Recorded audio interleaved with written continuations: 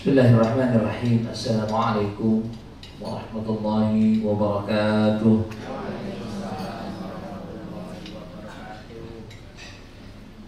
Innal hamdalillah nahmaduhu wa nasta'inuhu wa nastaghfiruhu wa na'udzu billahi min shururi anfusina wa sayyiati a'malina. May yahdihillahu fala mudilla lahu wa may yudlil fala hadiya lahu. Asyhadu an la ilaha illallah wahdahu la syarika lahu wa asyhadu anna sayyidana wa nabiyyana Muhammadan 'abduhu wa rasuluhu la nabiyya ba'dahu. Allahumma shalli wa sallim wa barik wa 'azzim ala hadzal nabiyil karim wa ala alihi wa sahbihi wa man tabi'ahum bi ihsan ila yaumiddin. Subhanaka la 'ilma lana illa ma 'allamtana innaka antal 'alimul hakim wa la haula wa la quwwata illa billahil 'aliyyil 'azim. Hadratil kiram, ya kita hormati sekalian para asatidzah, Fadilatul Mukarram Ustaz Joko Sugiharto Habibullah Ta'ala wa'am, Fadilatul Mukarram Ustaz Abdul Khalid, dan segenap jajaran direksi Generator and Travel and Holding Company, Bapak-bapak, ibu, hadirin hadirat yang dirahmati Allah Subhanahu wa Ta'ala. Bersyukur kita di hari ini kita masih diberikan oleh Allah Subhanahu wa Ta'ala nikmat iman, Islam, sehat wal afiat. Dan yang terpenting lagi, kita masih diberikan oleh Allah Subhanahu wa Ta'ala taufik untuk melakukan kebaikan. Tanda bahwasanya Allah masih mencintai hambanya, siapapun dia dan dimanapun dia berada, maka hamba itu dimudahkan oleh Allah Subhanahu wa Ta'ala untuk melaksanakan kebaikan. Dan itu nikmat yang paling luar biasa para jemaah sekalian, setelah nikmat iman, Islam, sehat wal afiat. Saat Allah memberikan kita taufik untuk melakukan kebaikan, maka disitulah tanda bahwa Allah masih mencintai kita. Pada saat Allah ingin bercakap-cakap dengan hambanya, maka dimudahkan jalan seorang hamba untuk berbicara melalui Al-Quran. Maka siapa yang ingin berbicara dengan Allah, maka Rasulullah SAW fal yaqra'ul Quran, hendaknya dia berbicara dengan Allah melalui Quran. Begitu juga apabila seorang ingin diingat oleh Allah, maka hamba itu selalu ingat kepadanya, sehingga lisan yang tidak pernah kering dari menyebut nama Allah, baik itu dengan istighfarnya, tasbihnya, tahlil, tahmid, dan seterusnya. Begitu juga pada saat seorang hamba dirindukan oleh baginda Rasulullah SAW, maka hatinya akan selalu terpaut kepada beliau dengan memperbanyak sholawat.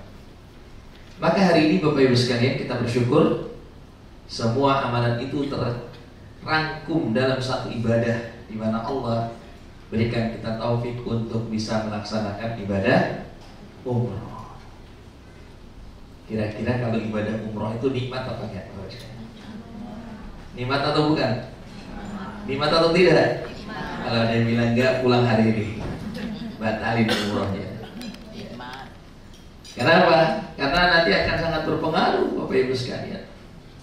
Makanya kalau lagi aneh kesel sama suami, selesaikan dulu urusan. Atau sebaliknya dengan istri, atau dengan keluarga. Karena sekecil apapun masalah yang kita sedang rasakan saat ini, kalau dengan Allah mudah. Kita punya masalah dengan Allah karena perbuatan salah, perbuatan dosa yang kita kerjakan, itu gampang. Ya.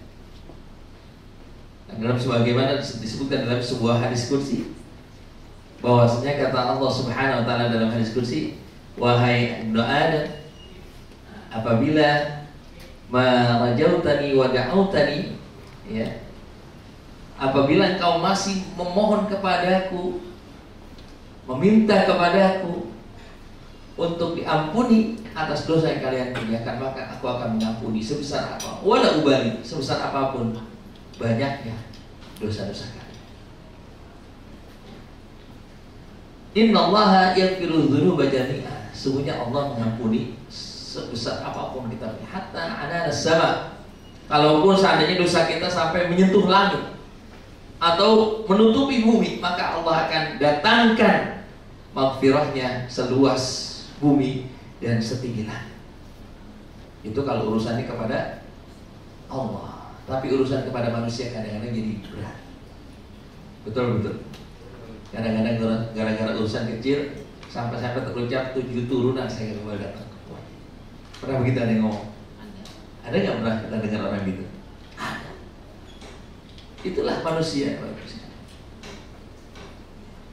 Berbeda kalau kita urusannya kepada Allah. Maka hari ini kita diundang oleh Allah Subhanahu wa Ta'ala untuk bisa menjadi tamu Allah Subhanahu wa Ta'ala. Allah berikan taufik.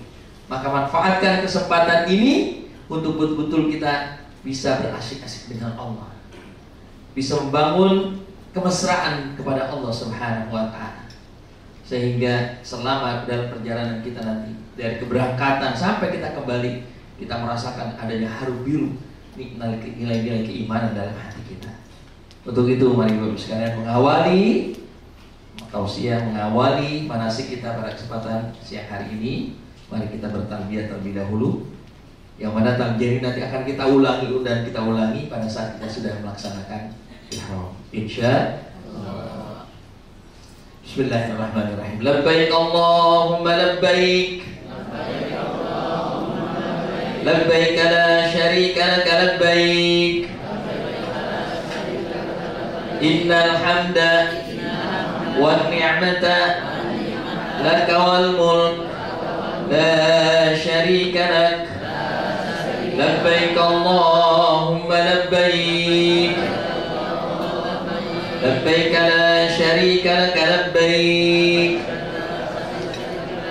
Innal hamda wan ni'mata laka wal mulk la syarika lak. Labbaik Allahumma labbaik. Labbaik la syarika laka labbaik. Innal hamda wan ni'mata laka wal mulk la syarika lak. Nikmat gak Bapak sekalian? Baru baca talbiyah di daerah itu nyentuh hati. Dulu waktu kita kecil kita sering dengar lagu itu ya. Panggilan haji telah tiba lagi, menunaikan ibadah panggilan Baitullah, tanah suci Makkatul Mukarramah. Wah itu ada yang pernah ngalamin gak itu? Enggak, berarti masih muda-muda ya. Karena umur saya udah tua walaupun kelihatan masih muda ya. Gitu. Inilah ungkapan bahwasanya panggilan umrah, panggilan haji adalah merupakan panggilan batin. Labbaik Allahumma labbaik, ya Allah, aku penuhi panggilanmu, ya Allah, aku penuhi panggilan. Jadi hari ini kita bersiap diri Bapak Ibu sekalian untuk melaksanakan satu tugas yang luar biasa. Jadi kalau sudah Allah yang manggil, maka semua kita tinggalkan.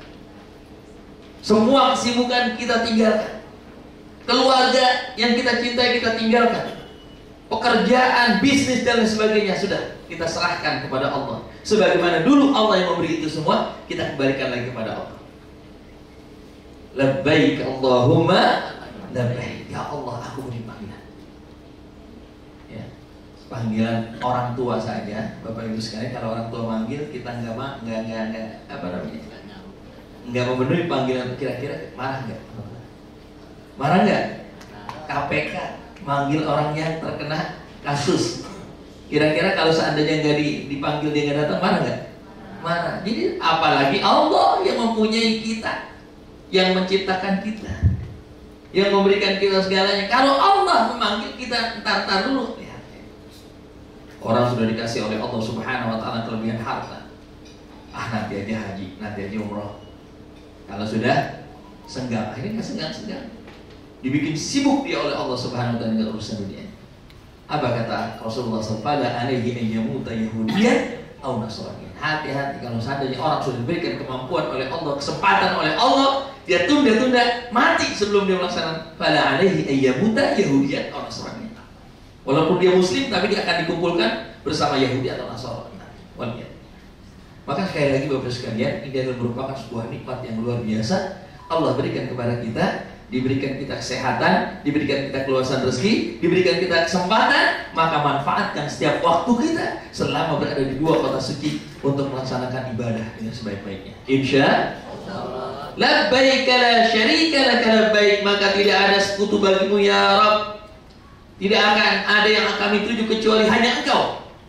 Tidak ada yang kami niatkan kecuali untuk melaksanakan perintahmu. Tidak ada yang kami tuju kecuali untuk mensyukuri terhadap nikmat.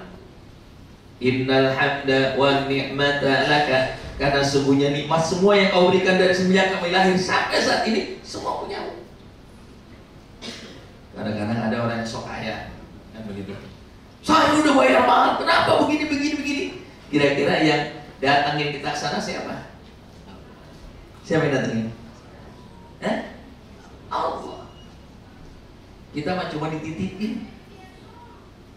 Makanya nanti hati-hati Bapak Ibu sekalian, kalau seandainya orang lain gak merasakan begini begitu, kita sendirian merasakan, hati-hati. Bisa jadi itu adalah merupakan kesalahan kita. Kecuali kalau satu rombongan ini semuanya ini dari bis 7, 8, 9, 10 semua bermasalah, ini pasti kesalahan ada di antara. Tapi kalau seandainya 1, 2 orang punya masalah, ini masalah kembali kepada pribadi masing-masing. Tanya yang lain, gimana? Jangan, enak. Kenapa? Karena ketika kita mengungkapkan labbaik Allahumma labbaik, labbaik la syarika laka labbaik, innal hamda wan ni'mata laka wal mulk la syarika lak, ada malaikat-malaikat penjaga tanah haram yang akan menjawab ungkapan talbiyah kita. Sebagian dijawab dengan labbaika wa sa'daik, selamat datang para tamu Allah, selamat berbahagia, didoain oleh malaikat. Maka selama berada di sana girang, selama berada di sana bahagia, selama berada di sana merasa kenikmatan. Semua sudah terlupakan, bahkan kadang-kadang lupa hari, udah berapa hari kita di sana. Sementara di rumah lagi, kapan balik kita kapan? Udah cepet amat. Apalagi kalau haji. Kalau haji kadang-kadang kita udah asik dengan niatan. Walaupun banyak suka dukanya, tapi justru yang duka-duka itu teringat selalu. Makan harus antri, buang air harus antri, pakai luar biasa.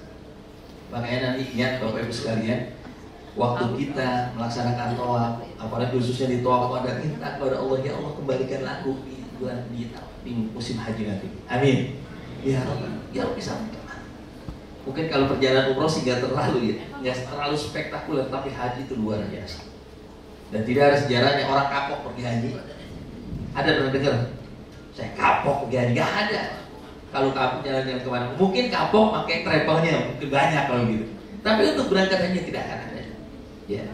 Innal hamda wa ni'mata laka wal mulk la syarika. Semua punyamu ya. Kita terlahir ke dunia ini udah punya pakaian belum Bapak Ibu sekalian? Begitu lahir nih, udah pakai pakaian belum? Kalau seandainya orang bayi lahir udah punya pakaian, kesian ibunya yang lahirin. Ya, kesakitan kecuali disesar ya. Ya, itu. Dan ketika lahir bayi itu betul-betul tidak punya apa-apa. Bahkan dia tidak punya kemampuan untuk melakukan apa kecuali gerakan-gerakan yang kecil. Subhanallah. Allah berikan kita pakaian, Allah berikan kita makan, Allah berikan tempat tinggal, Allah berikan kita jodoh, Allah berikan kita keluarga, dan seterusnya. Kehidupan yang layak sampai saat ini, bahkan hari ini kita dipanggil oleh Allah. Itu semua adalah nikmat-nikmat dari Allah Subhanahu wa ta'ala yang patut untuk senantiasa kita syukuri. Innal hamda wan ni'mata laka wal mulk la syarika. Oleh sebab itu Bapak sekalian, mulai malam hari ini kembali kita mohon pada Allah, mohon ampun sebelum kita berangkat. Kita istighfar sebanyak-banyaknya. Ya, minimal sehari kita istighfar itu berapa? Minimal berapa? Kalau Rasulullah minimal antara 70 sampai 100 kali. Ada nggak di antara kita yang melakukan itu? Insya Allah saya yakin ada. Biasakan. Bahkan kita diajarkan di malam hari setelah kita tahajud, kita salat hajat, kita salat witir, dianjurkan kita membaca istighfar minimal 100 kali. Ya, salawat 100 kali. Kemudian kita membaca tahlil la ilaha illallah 100 kali. Buat apa Bapak sekalian? Agar kita selalu terpaut kepada Allah dan Rasulnya. Yang kedua, dimudahkan segala urusan, diberkahkan rezeki kita, diberkahkan keluarga kita, dijaga kita dilindungi kita oleh Allah Subhanahu wa taala dari hal-hal yang tidak. Baik. Jadi setelah kita bertalbiyah Bapak Ibu sekalian, maka pada saat kita sudah niat ya, yang merupakan rukun ya, nanti insya Allah perjalanan kita diawali dari Madinah ya. Ya karena harusnya kemarin keberangkatan kita tuh landingnya di Madinah. Ternyata entah mungkin ada kesalahan bagaimana teknisnya. Mungkin nggak dapat pesawat di Madinah. Akhirnya kita terpaksa harus dari Jeddah. Dari Jeddah dibagi dua kelompok ya jadi. Bis 7 sama bis 8 nanti naik kereta bareng saya. Bis 10 sama bis 9 naik bis sama dokter. Jadi dibagi dua. Teknisnya begitu katanya. Yang intinya nanti perjalanan kita awali dari kota Madinatul Munawwarah. Ya, kita berziarah kepada baginda Rasulullah sallallahu alaihi wasallam. Masya Allah. Dan inilah sebuah kenikmatan Bapak sekalian. Walaupun sebetulnya ziarah kepada Rasulullah sallallahu alaihi wasallam bukan rangkaian ibadah umroh, tetapi alangkah kita tidak adabnya kalau kita tidak berziarah kepada Rasulullah. Sebagaimana Sayyidina Bilal ibn Rabah pernah ditegur oleh Rasulullah SAW. Kenapa? Karena dia nggak mau ke Madinah setelah wafatnya Rasul. Karena kalau dia ingat Madinah, ingat Rasul. Kalau dia ingat Rasul, nggak bisa dia menghilangkan rasa kesedihan. Bukan karena nggak mau ketemu Rasul, maka satu malam dia dimimpikan oleh Rasulullah, ditegur oleh Rasulullah 5 hari. Kenapa kau wahai Bilal? Ada apa dengan wahai Bilal? Akhirnya di pagi hari dia menyiapkan segalanya untuk berangkat ke Madinah. Maka salah satu ta'adduban kepada Rasulullah SAW, kalau kita berhaji, kita berumrah, laksanakanlah ziarah kepada baginda Rasulullah SAW. Dan zarani fi hayati bima ba'da mamati faka'annama zarani fi hayati wa kama qala Rasulullah SAW. Siapa orang menziarahi Rasulullah dalam keadaan sudah ketika Rasulullah sudah wafat, maka sebetulnya sama saja dia berziarah kepada Rasulullah pada saat Rasulullah hidup. Dan kita adalah umat yang dibanggakan oleh Rasulullah, umat di akhir zaman yang selalu disebut-sebut oleh Rasulullah, ishtaqtu ila ahbabi, aku rindu kepada kekasihku. Para sahabat bertanya saat itu, alasna ahbabuka ahbabaka ya Rasulullah, bukankah kami adalah kekasihmu? Bukan, kalian adalah sahabat. Siapa yang kau maksud? Mereka adalah umat yang akan datang, yang mereka tidak bertemu dengan, tapi mereka beriman. Oleh sebab itu Bapak jemaah sekalian, di zaman Rasulullah, para sahabat apabila mereka meninggalkan 1/10 sunnah Rasulullah, mereka akan mendapatkan azab. Tapi umat Rasulullah di akhir zaman, mereka setelah melaksanakan yang wajib, melaksanakan 1/10 dari sunnah, dia akan diberkahi oleh Allah Subhanahu wa taala. Alhamdulillah, itulah nikmatnya jadi umat Rasul di akhir zaman. Tuba liman ra'ani wa amana bi. Beruntung orang yang bertemu denganku dan dia beriman kepadaku. Tsumma tuba, tsumma tuba, tsumma tuba. Tapi beruntung orang yang tidak berjumpa denganku, dia beriman kepadaku. Siapa itu? Insya Allah kita termasuk di dalamnya. Amin ya rabbal alamin. Jadi Bapak sekalian, nanti ketika di Madinah sering-sering baca sholawat. Itu bukan hanya di Madinah, dari sekarang sudah kita mulai. Ya, kalau bisa tiap hari minimal berapa? Berapa kita sholawat dianjurkannya? Ya 100 sedikit banget sebenarnya. Itu yang namanya Rabi'atul Adawiyah. Seorang sufi wanita seharinya dia membaca 24.000. Kira-kira banyak apa ya? Kata ibu, kapan kita kerjanya? Sebetulnya kalau seandainya kita sudah biasa ya, itu akan, waktu itu akan menjadi luas. Itu 24.000 itu kan mungkin nggak sampai setengah hari mungkin selesai. Kenapa? Karena orang-orang yang sudah diberikan kenikmatan beribadah, waktunya itu jadi luas, lapang. Ya, termasuk juga orang yang punya kebiasaan baca Al-Quran, maka waktunya akan jadi lapang. Kenapa? Karena pekerjaannya bisa cepat selesai, sementara dia bisa memperbanyak. Makanya tidak sedikit orang yang kadang-kadang bisa menamatkan, menghatamkan Al-Quran dalam 1 hari atau 3 hari. Bisa nggak kira-kira ibu-ibu? Bisa nggak kira-kira? 3 hari khatam Quran bisa? Bisa insya Allah. Asal ada niat. Bisa nggak ibu-ibu yang di rumah nih, yang sibuk dengan pekerjaan rumahnya, menghatamkan Al-Quran, bukan hanya menghafal Quran? Bisa. Cuma kadang-kadang kita gimana mungkin? Ya kalau udah kita pesimis ya susah. Maka nanti ketika kita di Madinah, usahakan bagaimana kita bisa merasakan kenikmatan begitu kita mengucapkan salam kepada Rasulullah SAW.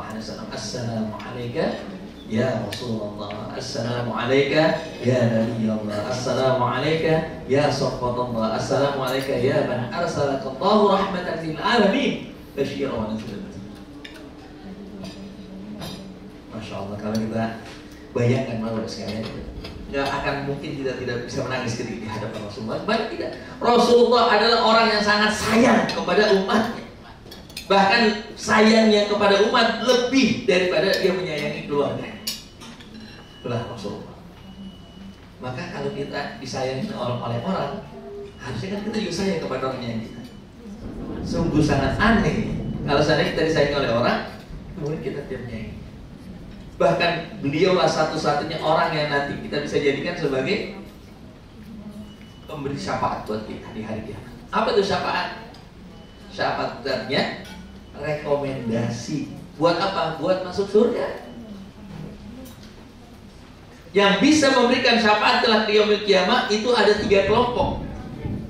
Ya. Siapa yang pertama? Al-Anbiya. Yang kedua Al-Awliya. Yang ketiga Al-Ulama. Kita masuk di situ semua apa enggak? Ada nggak di situ gitu? Anbiya, para nabi, kita masuk nabi bukan? Bukan. Yang kedua adalah asyuhada. Kita para syuhada bukan? Oh, enggak. Yang ketiga al-ulama, kita ulama bukan?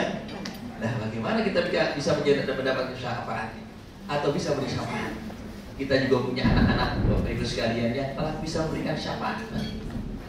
Salah satunya agar supaya kita bisa memberikan syafaat kepada keluarga, sering-seringlah kita beristighfar buat kedua orang tua kita. Kenapa? Kalau kita membiasakan untuk beristighfar buat orang tua kita, maka nanti anak kita ketika kita wafat akan beristighfar buat kita. Anak yang soleh itu bisa memberi syafaat buat kedua. Nah, makanya nanti ketika di Madinah, upayakan ketika kita sedang ziarah, kan ada kesempatan. Kalau sekarang sekali ya, hanya sekali, bahkan ada berita artinya sekali dalam setahun. Artinya kalau dia dalam 1 tahun beberapa kali umroh, berarti hanya sekali dia masuk. Allah itu sistemnya nggak tahu sekarang, semakin dipersulit kita untuk ya sudah berziarah nggak harus masuk, kita bisa dari luar. Ya, kita dari luar kita mengucap ketika kita melihat kubbatul al-khadra, kubah yang berwarna hijau, disitulah maka Rasulullah kita mengucap salam assalamualaikum ya Rasulullah, sampai kalau bisa meneteskan air mata.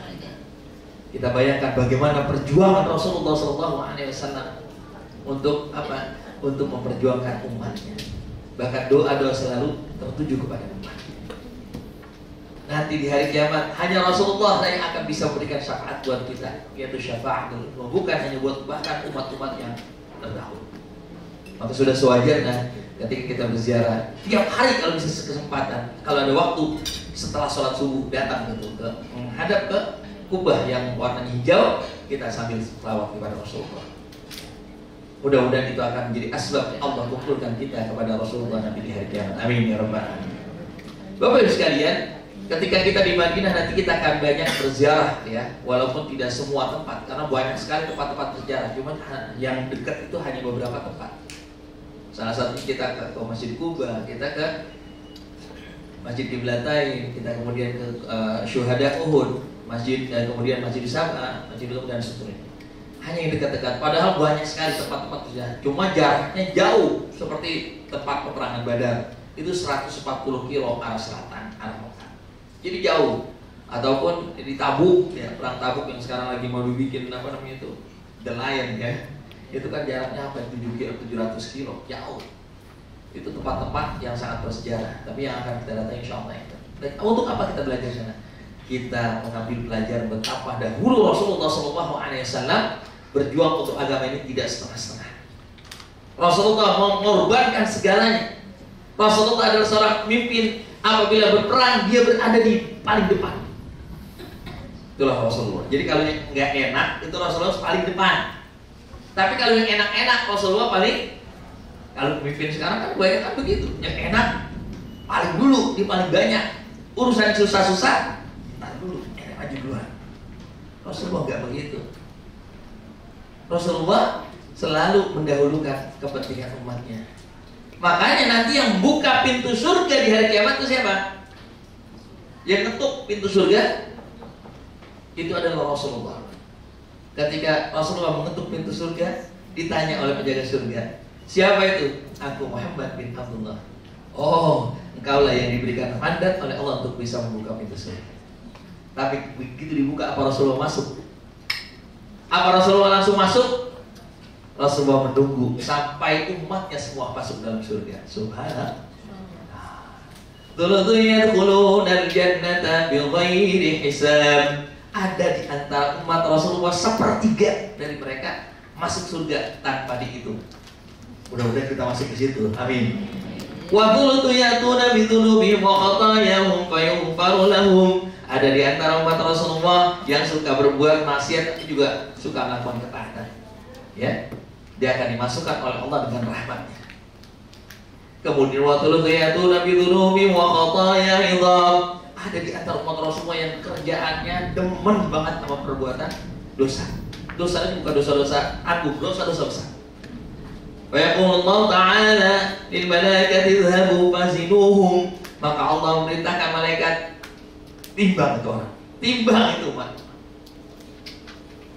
Wa qalu ya Rabbana wajadnahum asrafu ala anfusihim wa wajadna a'malahum min adh-dhunubi kamthalil jibal. Ya Allah, ini orang dosanya udah seperti gunung. Ghairu annahum yashhaduna an la ilaha illallah wa anna Muhammadar Rasulullah. Tapi dia masih ada dalam hatinya asyhadu an la ilaha illallah wa asyhadu. Apa kata Allah? Adkhiluhum bi rahmatin. Ya, masuk dalam surga karena rahmat. Kenapa? Karena dia masih ada dalam hatinya kalimat la ilaha illallah Muhammadur Rasulullah. Subhanallah. Maka Rasulullah pernah mengatakan kullu ummati yadkhuluna al-jannah. Semua umat pasti masuk surga illa man kecuali ya menolak untuk diajak masuk surga. Maka Bapak sekalian, jangan pernah kita berputus asa kalau kita sering melakukan perbuatan dosa. Kita punya Allah yang Maha Pengampun dan kita punya Nabi Muhammad, orang yang diberikan hak prerogatif oleh Allah untuk senantiasa memberikan syafaat buat umatnya. Amin ya rabbal alamin. Aulan nasi di yaumil qiyamah aktaruhum alayya salatan. Orang yang paling dekat denganku di hari kiamat di surgaku, di surganya Allah adalah orang yang paling banyak membaca salat. Makanya dari sekarang Bapak sekalian, bukan hanya waktu di Madinah, tapi dari sekarang kita sudah harus memulai perbanyak salat. Man lazima salata 'ala nabi, siapa orang yang membiasakan salat kepada baginda Rasulullah, salawat kepada baginda Rasulullah SAW sebanyak-banyaknya. Ghufira dhanbuhu, diangkat diampuni dosanya. Wa qufiya hammuhu, dihilangkan kegalauannya. Wa wajada ma tamannahu, dan dimudahkan untuk meraih cita-citanya. Amin ya rabbal. Nah, itulah Bapak sekalian. Inilah tempat-tempat bersejarah ya. Jangan bosan-bosan untuk mendatangi makam Rasulullah SAW. Dan begitu juga para sahabatnya, tempat-tempat sahabat. Nanti kita ke para syuhada. Di hari terakhir, ya, insya Allah kita akan meninggalkan kota Madinah menuju Bir Ali. Untuk apa Bapak sekalian? Kita akan mengambil mikot di sana. Ya. Mikot itu artinya apa? Tempat starting point kita untuk memulai perjalanan umroh. Kalau haji, perjalanan haji. Ya. Kita akan memulai di sana dengan mengganti pakaian kita dari hotel dulu ya. Jadi di sana nanti tinggal lihat. Walaupun boleh kita menggantinya di Bir Ali, tapi sangat padat. Ya.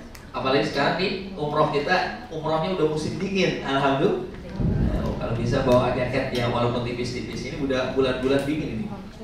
Udah masuk bulan dingin. Kalau kemarin terakhir saya berangkat bulan November kemarin masih belum terlalu ya, masih baru ya kayak AC-AC gitu ya. Tapi kalau sekarang kayaknya udah masuk musim dingin. Maka kalau bisa bawa jaket, khususnya di malam hari dan sore hari, itu terasa sekali. Ya. Maka banyak sekali orang-orang yang dari Turki, dari Iran, dari mana-mana belahan dunia sekarang sudah mulai banyak yang memenuhi. Jadi udah kayak musim haji Bapak sekalian. Ya, maka usahakan nanti ketika kita akan melaksanakan mikot, maka sudah mengganti pakaian dari hotel di Madinah. Gak usah dari Cengkareng ya. Dari sekarang udah pakai pakaian ihram. Kalau kita mau ke Mekah mungkin ya. Seperti kalau kita mau haji, biasanya kita mengganti pakaian, khususnya bapak-bapak mengganti pakaian bawahnya dengan pakaian ihram walaupun masih pakaian dalam. Tapi kalau untuk karena kita langsung udah di Mekah, tapi karena kita ke Madinah dulu, walaupun turun Jeddah, kita belum masih berpakaian biasa. Nanti menggantinya ketika akan ke Mina. Dan disitulah kita akan memulai niat kita yang merupakan rukun pertama dari umroh. Sudah hafal semuanya niatnya ya? Labbaika Allahumma umratan. Labbaik ya Allah, aku penuhi panggilanmu. Allahumma umratan, untuk melaksanakan umrah. Ya. Jadi mulai saat itulah segala larangan di dalam berihram sudah mulai berlaku. Ya, apa saja larangan yang banyak ya. Motong kuku, bagi laki-laki tidak boleh menutup kepala, menutup mata kaki, pakaian berjahit, ini dua pakaiannya ke atas dan bawahnya. Bagi perempuan tidak boleh menutup muka dan tapak tangan, artinya dua bagian ini harus terbuka, sementara bagian yang lain harus tertutup. Bagi wanita tidak boleh bermake up, ya. Tidak lagi boleh memakai wangi-wangian bagi laki-laki lain perempuan. Kemudian tidak boleh merusak tanaman, membunuh binatang buruan. Kemudian juga apa itu? Memotong kuku, baik dengan alat maupun dengan gigi, ya. Kemudian juga mencabut bulu-bulu, ya, baik yang ada di kepala maupun di bagian tubuh lainnya. Berkata-kata yang tidak senonoh, ya, yang jorok, gitu, porno, ataupun yang nyerempet-nyerempet, hati-hati ya, kita akan terkena dam. Kemudian juga yang paling penting bagi suami istri, jangan sampai melakukan hubungan suami istri sebelum selesai bertahalul. Ya, karena ini pernah terjadi ya, bukan sekedar di sepanjang pol, pernah terjadi itu. Waktu umroh saat itu saya bawa jamaah, Ustaz, saya capek banget. Akhirnya sama istrinya pulang ke hotel. Ya. Jadi begitu selesai tawaf, belum saat itu. Ustaz mohon izin kita pulang dulu. Ya silakan Pak, istirahat. Saya istirahat. Jatuhnya besok dia ketemu di tempat makan. Ya gimana Pak? Kau udah ganti pakaian, udah selesai kemarin? Saya baru selesai tawaf. Loh, belum saya, belum. Yang bahaya lagi dia melakukan hubungan suami istri. Maka bapak harus motong seekor onta, ya. Yang biayanya itu lebih mahal dari biaya umrohnya katanya. Padahal cuma hanya 2 jam saja. Hati-hati makanya di sana gangguannya itu luar biasa loh sekalian. Ya, kalau di Indonesia biasa-biasa aja melihat istri, begitu juga suami, ya, maka di sana akan bertambah ya. Makanya bos sekalian, pada saat kita sudah dalam kondisi berihram, maka upayakan kita harus bisa menjaga. Nah, pertanyaannya, kenapa apabila kita melaksanakan umrah menuju kota Mekah, ya, atau berhaji, wajib dalam kondisi berihram? Apabila tidak berihram, maka wajib motong seekor kambing. Kenapa demikian? Karena yang perlu diketahui baru sekalian, setiap amalan yang kita lakukan di kota Mekah, di tanah suci Mekah, ya, baik amalan itu yang baik atau yang buruk akan dicatat oleh Allah, dilipat gandakan oleh Allah 100.000 kali lipat. Jadi bukan hanya amal ibadah saja yang Allah lipat gandakan, perbuatan maksiat pun akan dilipat gandakan dengan berapa? 100 lipat. Dengan lipatan yang sama. Itu alasannya kenapa diwajibkan kita datang ke kota Mekah harus dalam kondisi berihram. Agar supaya apa? Kita berhati-hati dengan lisan kita berhati-hati dengan perbuatan kita. Fala rafat wala fusuq wala jidal. Jaga lisan dan jaga perbuatan. Ini kan aturannya itu aneh. Ngapain pakai nggak boleh untuk pahala bagi laki-laki? Ngapain nggak boleh? Kenapa? Kalau seandainya dibolehkan laki-laki waktu berihram pakai pakaian menutup kepala, bisa jadi nanti ada di antara mereka yang jenderal pengen ketahui bahwasanya seorang jenderal pakai apa? Baret. Ada bintangnya. Yang jenderal, yang apa namanya? Dia seorang kaya, maka dia akan menampakkan kaya. Maka di saat itu semua harus kita lepas, ya. Atribut-atribut kepentingan orang kita harus lepas. Karena kita hanya menghadap Allah yang maha segalanya. Kalau kita merasa kaya, Allah maha kaya. Kita merasa berilmu, Allah maha berilmu. Maka hati-hati, sedikit saja kita merasakan ada kesombongan, maka akan Allah balas di hari ini. Ya.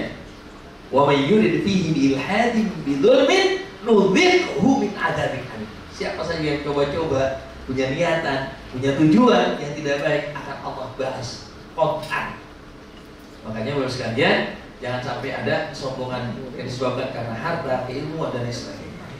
Itu alasannya. Yang kedua, pakaian ihram ini mengingatkan kita pada kematian. bahwa suatu saat kita bakal mati, pulang menghadap Allah, yang kita bawa hanya pakaian apa itu pakaiannya? Orang kalau mati pakai pakaian apa? Kenapa disebut kain kafan? Ya mau dari sononya. Ya karena dipakainya kapan-kapan. Kapan nggak tahu gitu aja. Dan pakaian inilah pakaian yang terbaik yang nanti akan menjadi kebanggaan setiap hamba Allah kalau dia dibangkitkan dari kuburnya. Maka orang-orang yang pernah berhaji, berumrah, makbul, mabrur, dia akan dibangkitkan dalam keadaan bertalbiyah dengan menggunakan pakaian. Subhanallah. Labbaik Allahumma labbaik, betapa indahnya Bapak sekalian. Oh, moga dan akan dimasukkan dalam surganya Allah bighairi hisab dan hisab. Makanya ini penting sekali Bapak sekalian.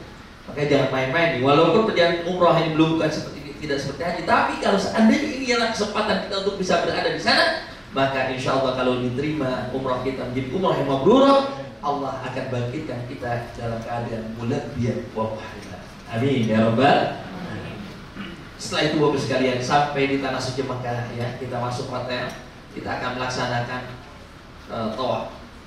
Tawaf apa itu Bapak sekalian? Rukun yang kedua dari umrah, yaitu mengelilingi Ka'bah Baitullah. Kenapa sih harus di sana? Kan bisa aja di dekat ya. Di mana? Itu di Pondok Gede.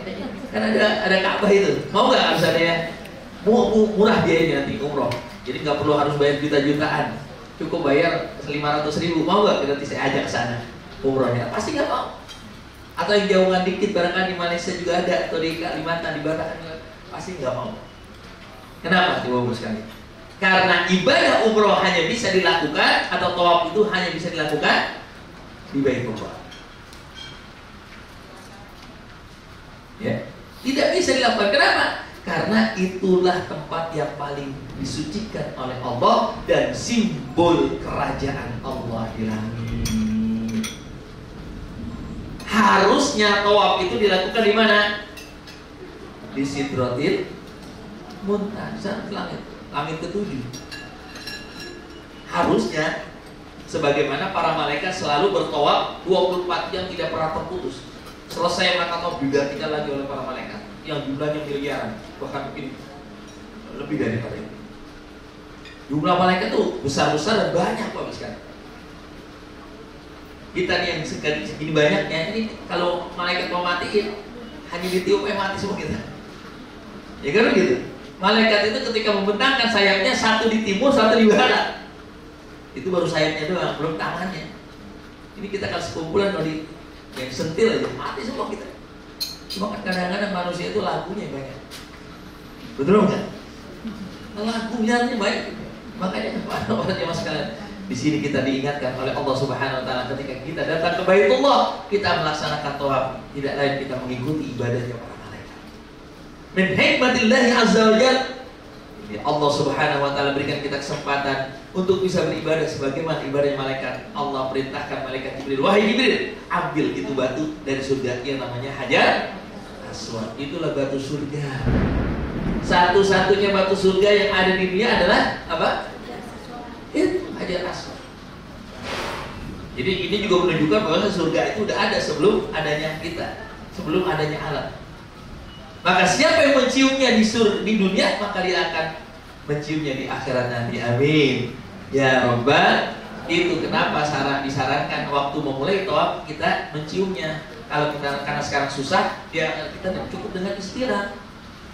Siapa yang beristilah dengan tujuan untuk mencium Baitullah, walaupun tidak wajib, maka dia akan menciumnya nanti di akhirat. Amin ya Rabbal. Bapak sekalian dirahmati Allah, kita akan memulai tawaf dari rukun Hajar Aswad, karena itulah awal cikal bakal berdirinya Baitullah. Ya. Siapa yang pertama kali meletakkan itu? Malaikat Jibril alaihi salam. 40 tahun bersilah, Allah memerintahkan malaikat Jibril untuk meletakkan ataupun memerintahkan malaikat Jibril untuk mendirikan Masjidil Aqsa. Jadi jaraknya 40 tahun. Inilah yang mengikat antara Masjidil Haram dan Masjidil Aqsa. Kemudian sekalian, setelah kita melaksanakan tawaf, berapa putaran Bapak sekalian? 7 putaran. Kalau ditanya kenapa 7 putaran, pasti jawabannya udah dari sono. Tapi salah satu hikmahnya 7 putaran ini menyimpulkan bahwa ketika kita beribadah kepada Allah harus maksimal. Karena angka 7 itu menyimpulkan angka tertinggi. Dulu angka itu belum ada 8, belum ada 9. Angka paling tinggi berapa? 7. Masa iya? Bener, kira-kira yakin dong nggak? Dulu belum ada namanya angka 8, belum ada angka 9. Yang tertinggi itu angka 7.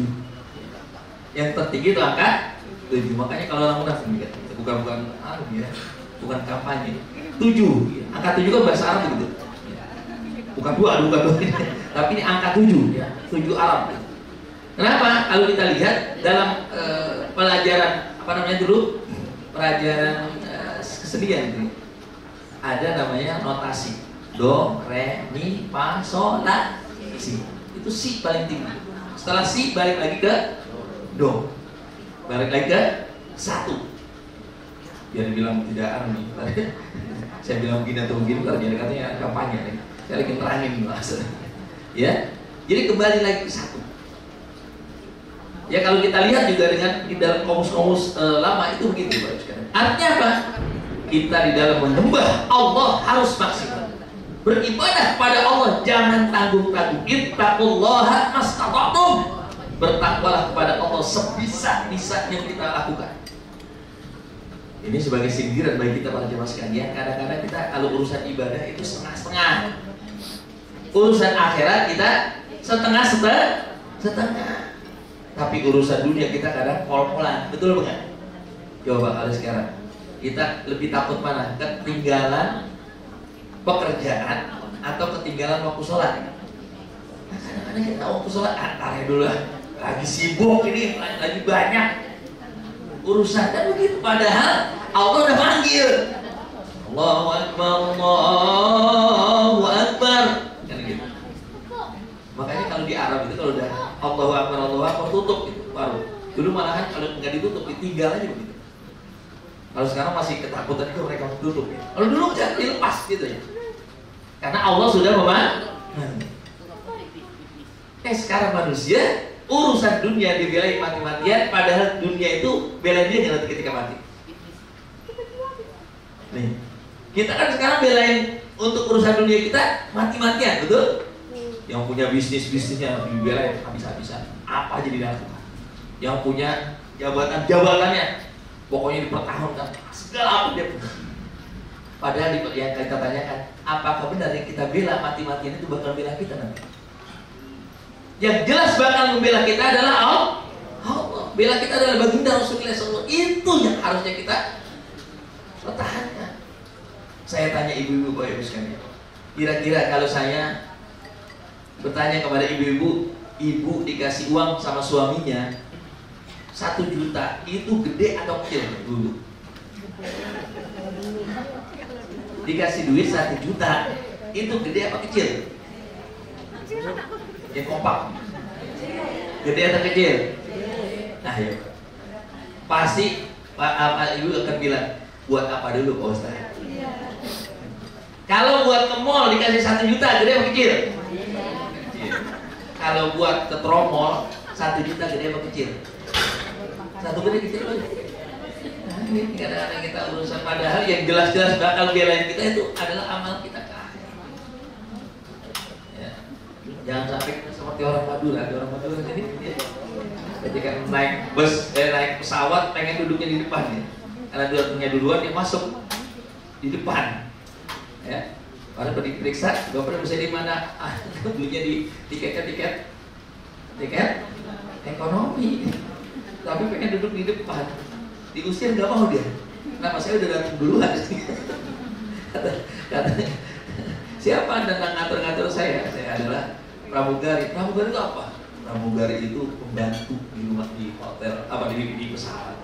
Oh, pembantu ngatur-ngatur saya. Sampai akhirnya datangnya, ini ceritanya, datang akhirnya pilot ya. Bisa, saya ini pilot apa? Supir pesawat. Supir aja mengatur saya itu. Subhanallah, susah ini. Akhirnya kami ternyata ada orang Madura juga.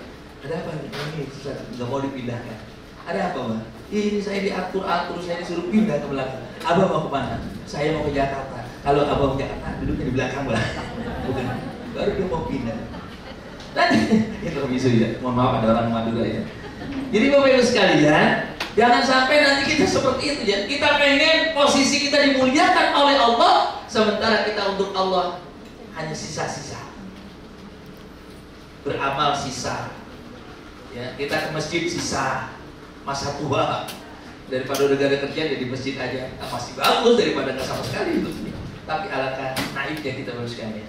Maka simbol kita melaksanakan tawaf 7 kali adalah menggambarkan bahwasanya dalam beribadah kita harus maksimal sebisa yang kita lakukan. Bangun malam, ya, sholat tahajud, sholat hajat, sholat witir, waktu duha, sholat duha. Kira-kira ada kesempatan kalau begitu?